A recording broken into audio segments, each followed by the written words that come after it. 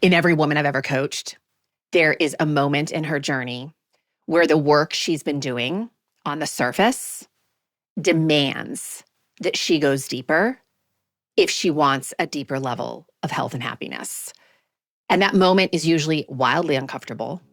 And it is also where everything starts to change.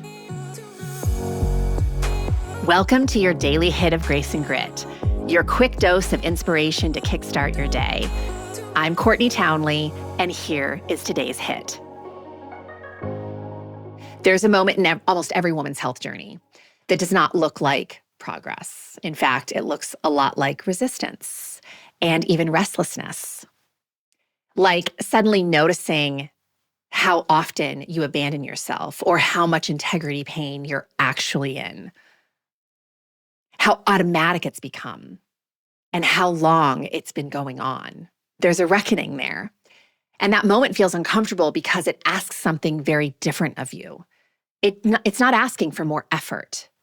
It's asking for more recognition, more honesty. And before you can go any further, I want to offer you one piece of research that may reframe what that discomfort actually means for you.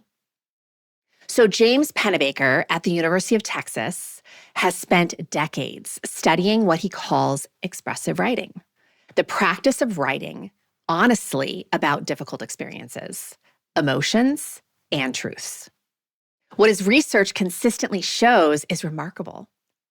Honest expressive writing produces measurable improvements in immune function, blood pressure, and psychological well-being. It's not journaling for gratitude.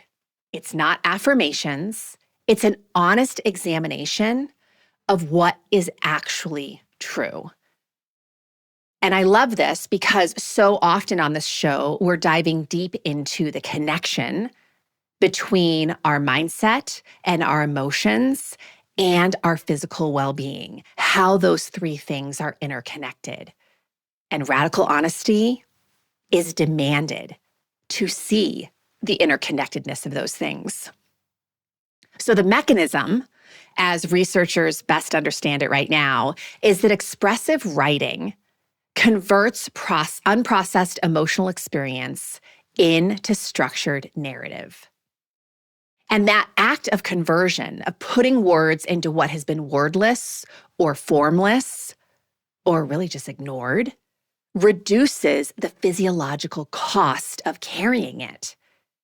The body literally responds differently when the mind stops fighting the truth. So this is why I'm always talking about the brain dump, right? The brain dump is just putting pen to page and purging what feels true for you in this moment. Maybe you just had a difficult conversation with someone. Maybe you're really disappointed about something at work. Maybe you're feeling really frustrated about something in your own health process.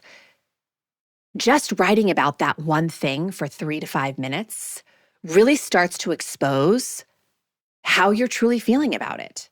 And I know that you think you know how you feel about it, but when we put pen to page, we often reveal things that were subconscious, that we weren't consciously aware of. I know this has happened to me time and time again. As part of some of my coaching work, I went through a certification where for 6 months, I had to do literally a physical brain dump. And then I had to do thought models.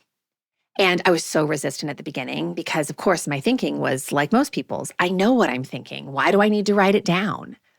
But when I really started to give it a fair shot and I put pen to page, I was always surprised at some of the thinking that showed up. I had no idea that I was thinking in these ways. I had no idea that this is how I felt about this experience. So I'm always pressing that the first practice of awareness, or the practice in the consistency code, is the practice of awareness. And the practice of awareness really is the practice of standing face to face with the truth of your life. And it doesn't often feel good, right? I always say it's not necessarily a feel-good exercise, which is why so many of us avoid doing that work. But the reason we do it anyway is because the body stops spending resources on managing what it's been trying to suppress and redirects those resources towards healing. Like, that's the real opportunity, is that we get to reallocate resources towards what truly matters, which is our own healing.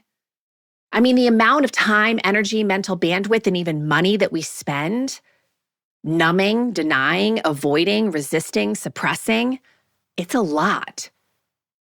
So what would you regain in terms of resources to allocate towards things you really care about if you stopped doing that? And again, I'm offering that a daily brain dump is a great way to start accessing that. I always and will forever say that healing happens in the light. And a big part of that light is a willingness to be honest about what we're experiencing right now. Because when we're honest with ourselves, we can decide more wisely what needs to be done. And to me, that is really the spark and the ignition of true healing.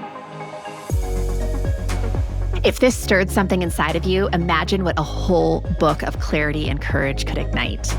The Consistency Code, a midlife woman's guide to deep health and happiness, goes even deeper into the mindset and practices that create real, meaningful change at midlife. Grab your copy today over at theconsistencycode.com and keep the momentum alive.